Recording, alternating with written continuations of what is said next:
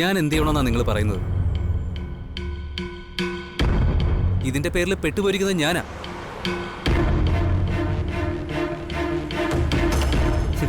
ഈ പ്രശ്നത്തിന്റെ പേരിൽ സ്വാതിയുടെ തല്ലുവരെ എനിക്ക് കൊള്ളേണ്ടി വന്നു. അന്നേരം എന്നെ ഇതിൽ കൊണ്ടുവന്ന് കുടിക്കുക ദിനേശ് ചേട്ടനെ പോലും കാണാനില്ലായിരുന്നല്ലോ.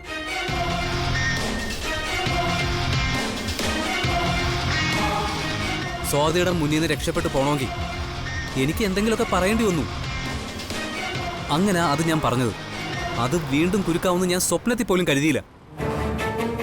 ഇത്രയും കാലം നിങ്ങൾ ഞങ്ങളോടൊപ്പം നിന്നിരുന്ന ആളല്ലേ, അതിന് ഞങ്ങൾക്ക് നിങ്ങളോട് നന്ദിയുണ്ട്. ഞങ്ങളുടെ ഭാഗത്തുനിന്ന് നിങ്ങൾ ഇനി ബുദ്ധിമുട്ടിക്കുന്ന ഒന്നും ഉണ്ടാവില്ല. നീ ഇതിനു കൂടി ഒന്ന് സഹകരിക്കുക. കവിതയുടെ ഇപ്പോഴത്തെ ആവേശം ഒന്ന് കെട്ടടങ്ങുന്നവരെ നീ ഒന്ന് മാറിയെന്നാ മതി. അത്രയും നിങ്ങൾ ചെയ്യണ്ടു.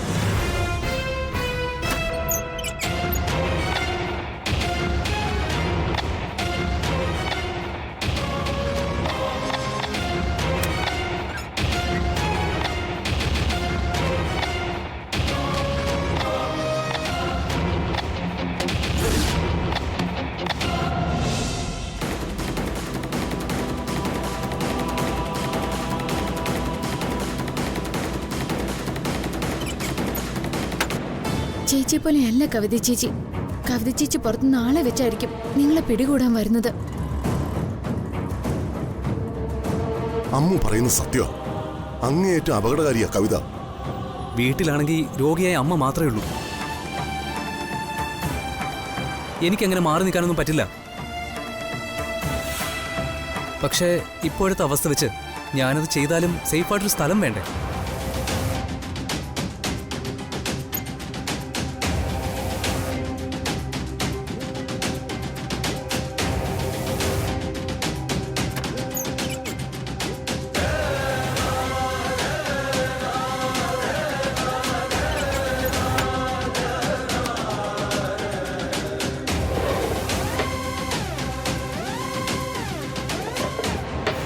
നിനക്ക് കുറച്ചു ദിവസം ഒളിച്ചു താമസിക്കാൻ സുരക്ഷിതമായ ഒരു സ്ഥലം കണ്ടെത്തി വെച്ചാ ഞങ്ങൾ വന്നിരിക്കുന്നത്. എവിടെ? പെരുവണ്ണാപുരത്തുള്ള എന്റെ വീട്ടിലേക്ക് നിങ്ങൾ പോയാൽ മതി. വീട് അടച്ചിട്ടിരിക്കുന്നതാ.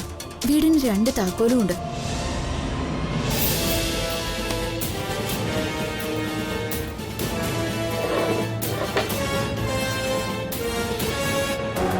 നിങ്ങള് രാത്രിയോടെ അവിടെ എത്തിയാൽ മതി. കുറച്ച് കാശ് ഞാൻ നിനക്ക് അയച്ചുതരാം. അതുവരെ നീ ഒന്ന് അവിടെ നിൽക്ക്. ശരിയെന്നാ ഞാൻ പോവാം.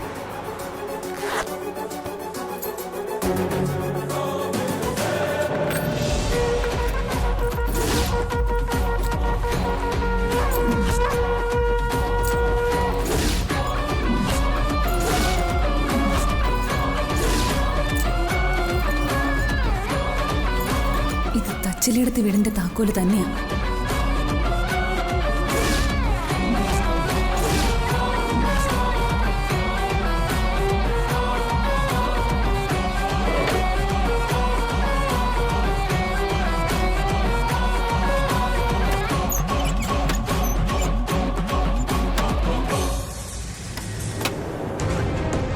ഇതാണ് തച്ചിലെടുത്ത് വീടിന്റെ താക്കോല്.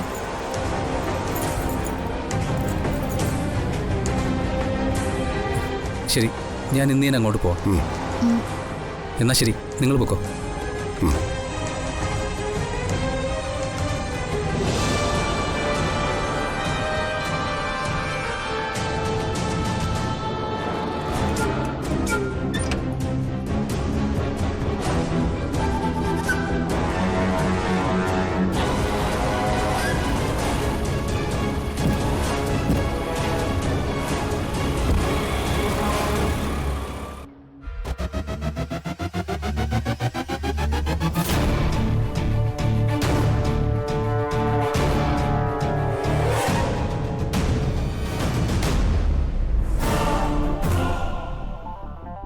ദിനേശൻ തന്നെ അതിന്റെ പിന്നിലെന്ന് ആർക്കാ മനസ്സിലാക്കാൻ കഴിയാത്തത്?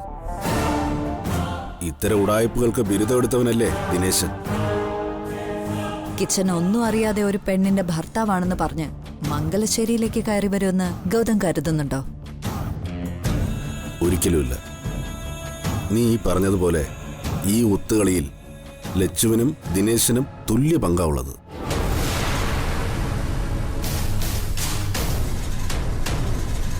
ലച്ചുവിന്റെ മുഴുവൻ കഥകളും അറിഞ്ഞാണല്ലോ എല്ലാവരെയും വിശ്വസിപ്പിക്കുന്ന രീതിയിൽ മംഗലശ്ശേരിയിൽ വന്നവൻ പെർഫോം ചെയ്തത്. അപ്പൊ നമ്മൾ മനസ്സിലാക്കേണ്ടത് എന്താ? ലച്ചുവിന്റെ ഭർത്താവ് ആരെന്ന് അവൻ അറിയാമെന്നല്ലേ? കിച്ചന്റെ വരവിന് പിന്നിൽ സഞ്ജുവിന്റെ മൗനാനുവാദവും ഉണ്ട്. കിച്ചനെ പിടികൂടിയാൽ നമ്മൾ അന്വേഷിക്കുന്ന പല സത്യങ്ങളും പുറത്തുവരും. നീയും ദിനേശനും തമ്മിൽ വെല്ലുവിളി നടന്ന സ്ഥിതിക്ക് ദിനേശൻ വെറുതെ ഇരിക്കില്ല. അവൻ ഇതിനോടകം തന്നെ എപ്പോഴേ ലച്ചുവിനെ നാട് കടത്തിയിട്ടുണ്ടാവും. എനിക്ക് കിച്ചനെ കണ്ടെത്തിയേ പറ്റൂ. അതിന് ഗൗതം എന്നെ സഹായിക്കണം. നിനക്ക് എന്നെ കൊണ്ട ആവശ്യങ്ങളൊന്നും വേണ്ടായിരുന്നല്ലേ? ഇപ്പൊ പരസ്പരം കുറ്റപ്പെടുത്തുകയല്ലോ വേണ്ടത്. ഇത് നമ്മുടെ നിലനിൽപ്പിന്റെ പ്രശ്നമായി ഗൗതം കാണണം. ലച്ചുവിനെ മംഗലശ്ശേരി വീട്ടിൽ നിന്ന് ഇറക്കി വിടാൻ എന്തിനും ഒപ്പം നിൽക്കാൻ ഞാൻ തയ്യാറാ. കിച്ചു എവിടെയുണ്ടെങ്കിലും 2 ദിവസത്തിനുള്ളിൽ ഞാൻ അവനെ പൊക്കിയിരിക്കും.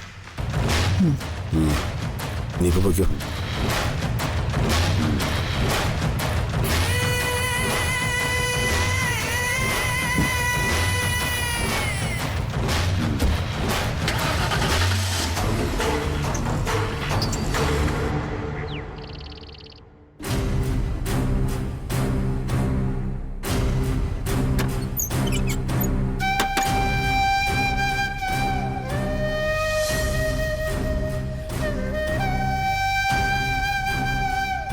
അമ്മയ്ക്ക് എന്ത് ചെയ്യാനാവും മോളെ? നീ തന്നെയാ എൻ്റെ ആദ്യത്തെ മരുമോള്. ഞാൻ നിലവിളക്ക് തന്ന് ഈ വീട്ടിലേക്ക് കയറ്റിയതും നിന്നെ തന്നെയാ. എന്നിട്ടും അമ്മയ്ക്കൊന്നും ചെയ്യാൻ കഴിയാതെ പോയി. പാപിയായിപ്പോയി മോളെ ഞാൻ. അരുതമ്മേ, അങ്ങനെയൊന്നും പറയരുത്. അമ്മയുടെ മകൻ എന്റെ കഴുത്തിൽ താരി കെട്ടിയത് ഭാര്യയായിട്ട് കൂടെ താമസിപ്പിക്കാനല്ല.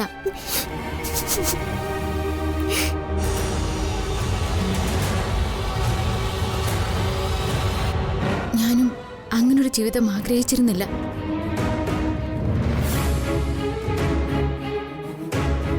വിവാഹം കഴിഞ്ഞ് ഒരു റെസ്റ്റോറന്റിൽ കയറിയപ്പോഴാ അമ്മയുടെ മകൻ ചേച്ചിയോട് ഫോണിൽ സംസാരിക്കുന്നത് ഞാൻ കേട്ടത്. എന്നെ രക്ഷിച്ച മനുഷ്യന് ഞാനായിട്ട് ഒരു ദോഷവും വരരുതെന്ന് കരുതിയാ ഞാൻ ഒഴിഞ്ഞു പോയത്.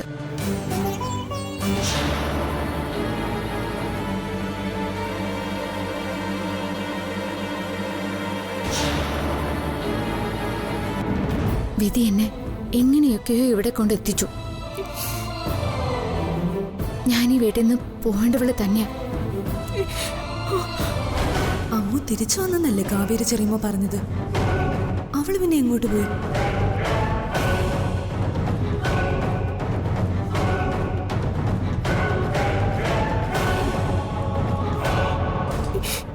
നീ എന്തൊക്കെ പറഞ്ഞാലും നിന്നെ ഉപേക്ഷിച്ച് കളയാൻ എനിക്ക് കഴിയില്ല മോളെ.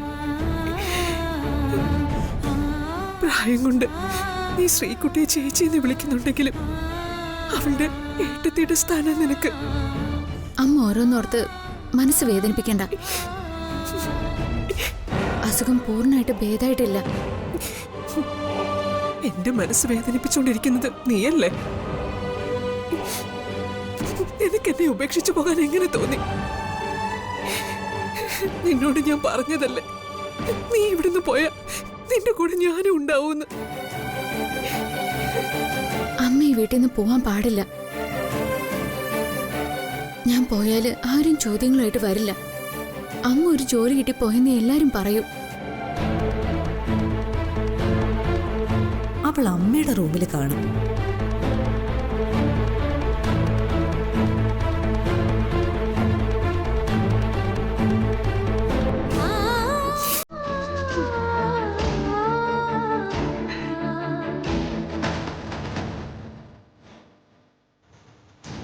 നിനക്ക് സഞ്ജുവിന്റെ കൂടെ ജീവിക്കാനേ തടസ്സമുള്ളൂ. എന്റെ കൂടെ ജീവിക്കാൻ നിനക്ക് ഒരു തടസ്സവും ഇല്ല.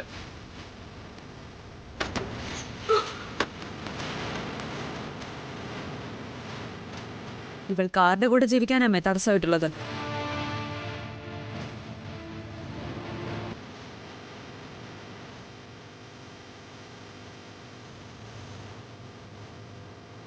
പറ അമ്മേ. അത് മോളെ, അമ്മ ഇവിടം വിട്ട് പോകാൻ നോക്കിയതല്ലേ, ഞാനതേപ്പറ്റി പറയായിരുന്നു. ഇവള് നമ്മളെയൊക്കെ വേണ്ടെന്ന് വെക്കാൻ തീരുമാനിച്ചാലും നമുക്കതിന് കഴിയും അമ്മേ. ഡ്രസ് ചെയ്തിട്ടുണ്ടല്ലോ, എവിടേക്കാ? അതെ, എനിക്ക് എൻ്റെ ഒരു ഫ്രണ്ടിന്റെ അനിയത്തിയുടെ കല്യാണം നാളെ. കല്യാണം കഴിഞ്ഞ് നാളെ ഞാൻ തിരിച്ചു വരും. അല്ല, സഞ്ജു വരുന്നില്ലേ? ഇല്ല, സഞ്ജുനെ ഞാൻ നിർബന്ധിക്കാത്തതമ്മേ. അയ്യോ, പിന്നെ ഒരു രാത്രി അവിടെ കഴിയാനൊന്നും സഞ്ജുവിന് കഴിയില്ല. എന്നാ ഞാൻ പോയിട്ട് വരാം. അതെ, ഞാൻ ഇവിടുന്ന് പോകുന്ന അവസരം നോക്കി നീ ഇവിടുന്ന് കടന്നുകളയല്ലേ അമ്മു? അയ്യോ, നിങ്ങളുടെ സംസാരം കേട്ടപ്പോ ഞാനൊരു തമാശ പറഞ്ഞല്ലേ. നീ സന്തോഷായിട്ടിരിക്കും. എന്നാ ശരി അമ്മ, ഞാൻ പോയിട്ട് വരാം. മോള് പോയിട്ട് വാ.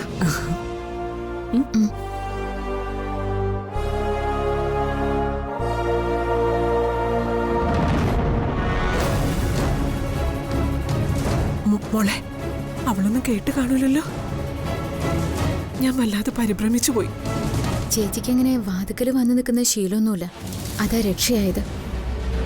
അല്ല, ശരിക്കും അവള് കല്യാണത്തിനാണോ പോകുന്നത്? അങ്ങനെയല്ലേ ചേച്ചി പറഞ്ഞത്? ഞാൻ അങ്ങോട്ട് ചെന്നിട്ട് വരാം.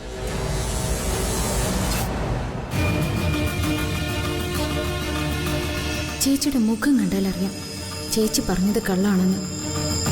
കൂട്ടുകാരിയുടെ അനിയത്തിയുടെ കല്യാണത്തിനാണ് പോകുന്നതെങ്കിൽ ആ കൂട്ടുകാരിയുടെ പേര് ഉറപ്പായിട്ട് എന്നോട് പറഞ്ഞാന്. ചേച്ചി പോകുന്നത് എന്റെ ഭർത്താവ് ആരാണെന്ന് കണ്ടെത്താൻ വേണ്ടി തന്നെയാണ്.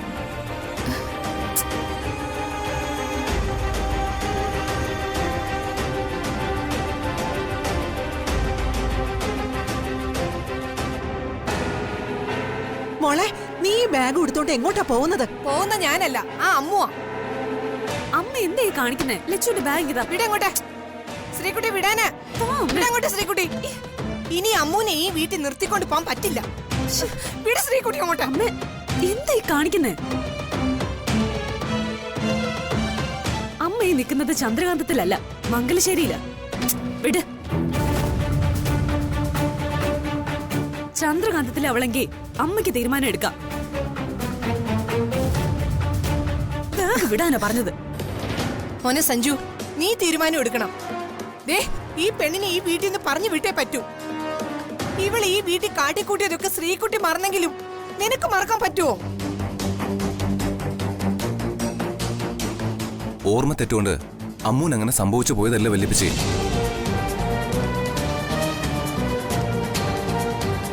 ഒരാളൊരവസ്ഥയിലെത്തിയ കൈവിട്ട് കളയാണ് വേണ്ടത്. ജീവിതത്തിൽ ഞാനത് ശീലിച്ചിട്ടില്ല. ഇവളിപ്പോ ആ പഴയ അമ്മുവാ. ശ്രീകുട്ടി പറയുന്നല്ലേ നീയും പറയൂ.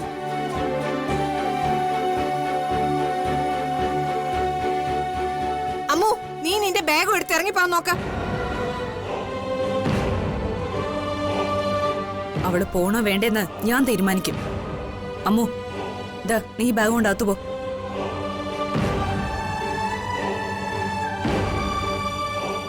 അമ്മുനെ ഇവിടെ നിർത്താൻ ഞാൻ സമ്മതിക്കില്ല.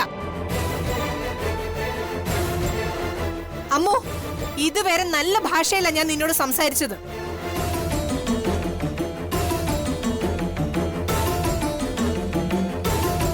ഇവിടെ ഉള്ളവര് പലതും പറയും. നീ അതൊന്നും കേട്ട് ഇവിടെ നിൽക്കാൻ നോക്കണ്ട.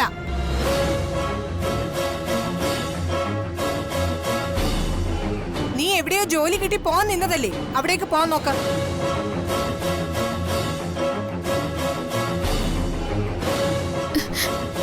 ഞാൻ പോവാം. ഇല്ല, നീ ഒരിടത്തും പോവില്ല.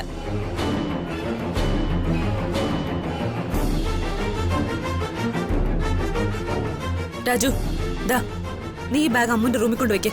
തൊട്ടു പോവരുത് നീ. ഞാൻ എന്താ ചെയ്യേണ്ടത്? കൊണ്ടുപോകാൻ ഞാനാ നിന്നോട് പറയുന്നത്. ശ്രീകുട്ടി, നീ അത് റൂമിലേക്ക് കൊണ്ടുപോയി.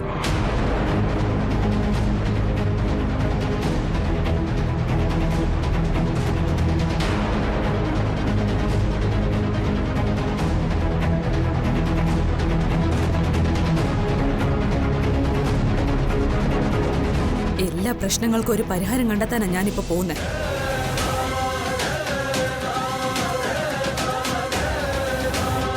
എന്റെ യാത്ര അതിനു വേണ്ടിയാ. ഞാൻ തിരിച്ചു വരുമ്പോഴും അമ്മ ഇവിടെ ഉണ്ടാവണം. സ്വാതി, നീ എവിടേക്കാ? ഞാൻ പോയിട്ട് വന്നിട്ട് പറയാം.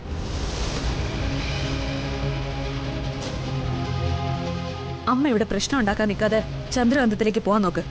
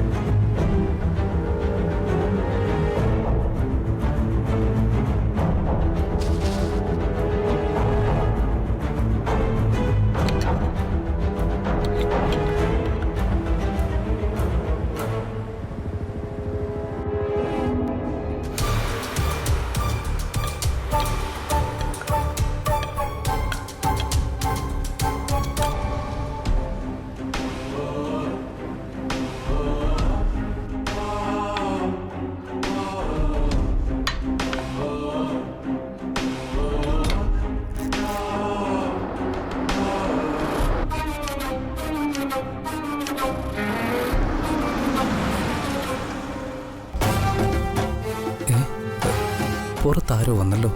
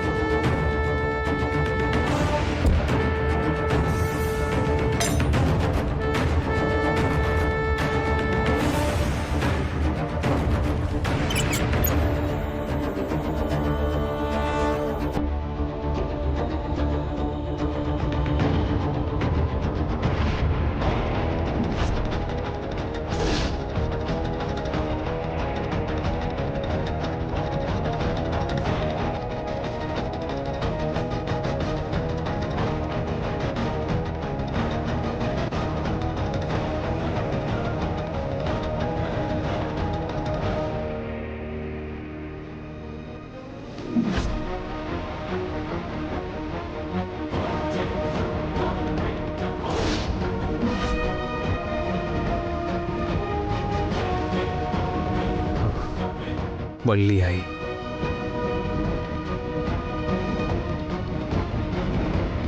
ഞാനിവിടെ ഉണ്ടെന്ന് അറിഞ്ഞാണോ അവൾ വന്നിരിക്കുന്നത്?